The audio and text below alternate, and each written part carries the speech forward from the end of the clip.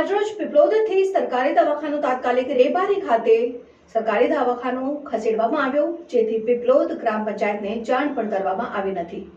કોના ઈશારે આ સરકારી દવાખાનું રેબારી ખાતે ખસેડવામાં આવ્યું છે, જેના કારણે રોડ અકસ્માતના દર્દીઓને બહુ દૂર પડી જતું હોય અને સ્થાનિક દર્દીઓને આજુબાજુના ગામના દર્દીઓને નાની મોટી બીમારીઓની દવા લેવા માટે બહુ મોટી મુશ્કેલી પડવાથી સ્થાનિક આગેવાનો અને સરપંચ શ્રી બાબુભાઈ ફુલાભાઈ અને ગ્રામ પંચાયતના સભ્યો દ્વારા વિરોધ પ્રદર્શન કરવામાં આવ્યું. તેના અનુસંધાને હમણાં તાત્કાલિક બધા ભેગા થઈ આપણે તાત્કાલિક જે સરકારી રેસિડેન્સી સ્ટાફ ડોક્ટર છે તેમાં તાત્કાલિક સારવાર થાય તેમ છે, જેથી કોઈ પણ દર્દીને આટલી દૂર ના જવું પડે ને મુશ્કેલી ન પડે. તેના અનુસંધાને આપણા પીપલોદ અને ગામના આગેવાનો ભેગા થઈ ગ્રામ પંચાયતમાં જઈને ઠરાવ કરીને ઉપલા લેવલે રજૂઆત કરી.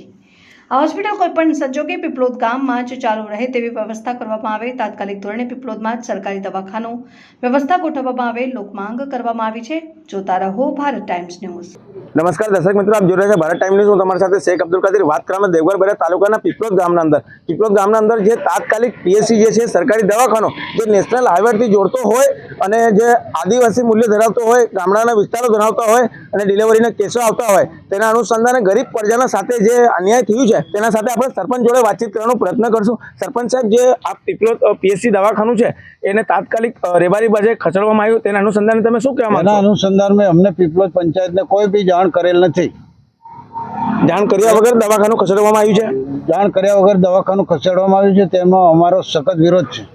હાલ જે આપણે દેખવા મળી રહ્યા છે, આપણા સાથે જે દેવગઢ બરિયા તાલુકાના પીપલોદ પંચાયતના જેટલા સભ્યો છે, સરપંચો છે, એ આપણા સાથે જે આ તાત્કાલિક નિર્ણય લેવામાં આવ્યો તેના અનુસંધાને બિલકુલ દુઃખિત પરિસ્થિતિના અંદર છે.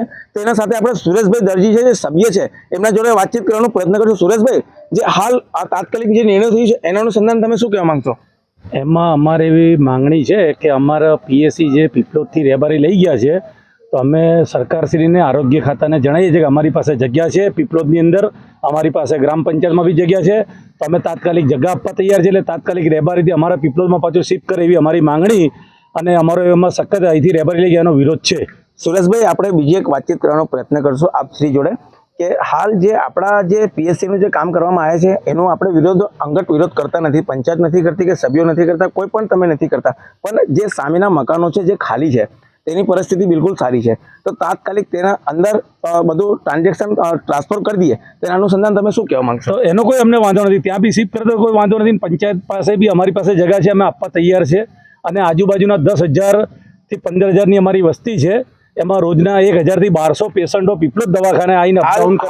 હાલ આપણે વાતચીત કરવાનો પ્રયત્ન કરશું વિપુલભાઈ કે જે તાત્કાલિક જે હાઈવે છે, નેશનલ હાઈવે છે, તેના અંદર બહુ મોટા એક્સિડન્ટો થાય છે. હવે રેબારી એટલે કે બહુ અંદર જતું રહે છે અને જે ડિલિવરીના કેસો હોય, પછી જે તાત્કાલિક જે ગરીબ માણસો જે તાત્કાલિક દવાખાનાનું સરકારી દવાખાનાનું જે લાભ લેવા માટે આવતા હોય તેના અનુસંધાને એમને કેટલું તકલીફનું હાલાકી ભોગવવું પડશે એ સુરેશભાઈ જોડે આપણે વાતચીત કરવાનો પ્રયત્ન કરશું. સુરેશભાઈ, એના વિશે તમે શું કહેવા માંગશો? અમારે હાઈવે રોડ નજીક પીપલોદ છે અને 24 કલાકમાં 5-7 એવા એક્સિડન્ટો બી થાય છે. તો તાત્કાલિક એક્સિડન્ટ થાય અને પેશન્ટ સિરિયસ હોય તો અમારે રેબારી ક્યાં જવાનું? રેબારી પહોંચતા પેશન્ટ એક્સપર્ટ થઈ એની જવાબદારી કોની?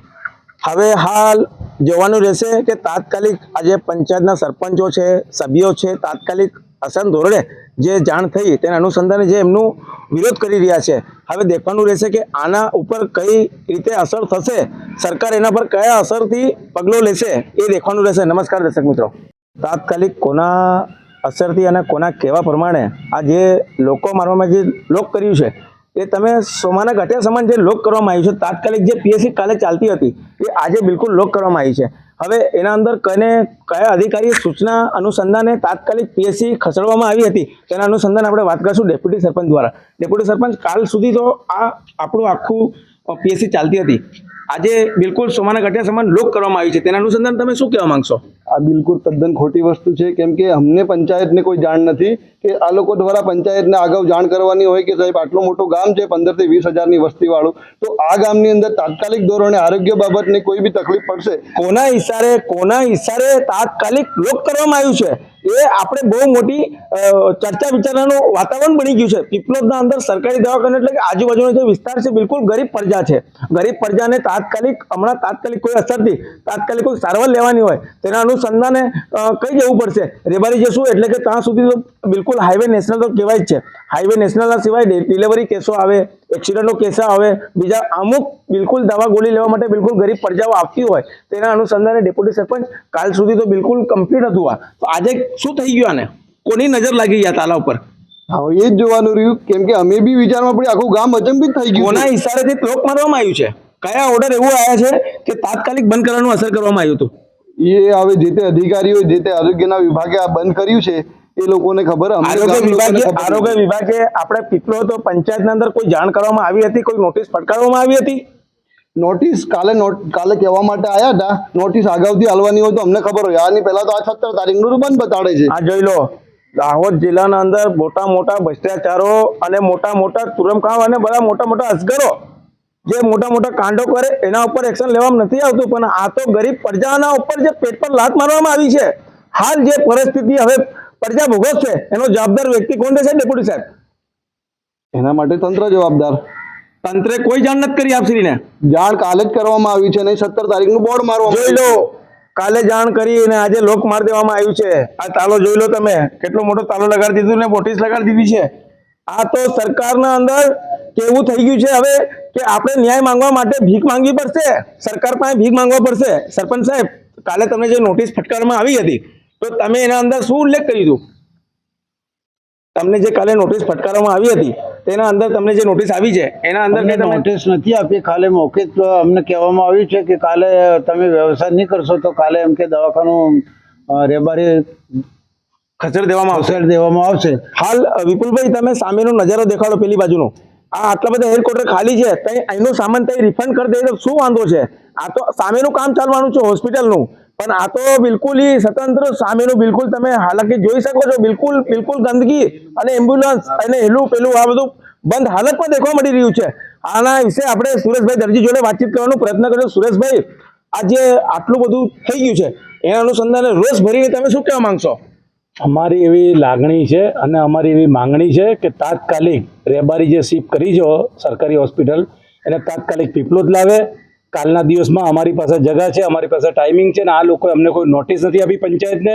અને આ લોકો કાલે કહેવા આવ્યા કે ભાઈ આ સરકારી દવાખાનો અમે રેબારી લઈ જઈએ છીએ, અને બીજા દિવસે એ લોકો અમને અંધારામાં રાખીને રેબારી લઈ ગયા છે, અને ત્યાં રેબારી હોસ્પિટલ જવાનો કોઈ રસ્તો બી નથી અને બહુ તકલીફવાળી મેટર છે. એટલે તાત્કાલિક અમે સરપંચ, સભ્ય, ગામના આગેવાનો ભેગા થયા અને અમે તાત્કાલિક આ સરકારને જાણ કરી છે કે અમે જગા આપી છે અને કાલના દિવસમાં સરકારી હોસ્પિટલ પાછી પીપલોદમાં આવી અમારી માંગણી છે.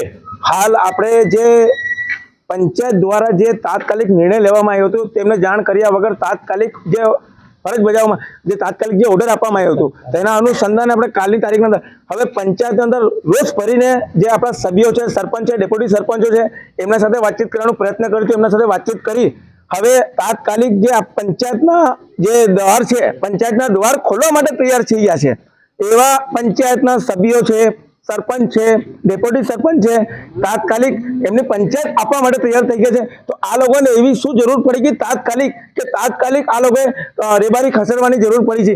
એ જોતા રહો તમે ભારત ટાઈમ ન્યૂઝ. હું તમારી સાથે શેખ અબ્દુલ કાદિર.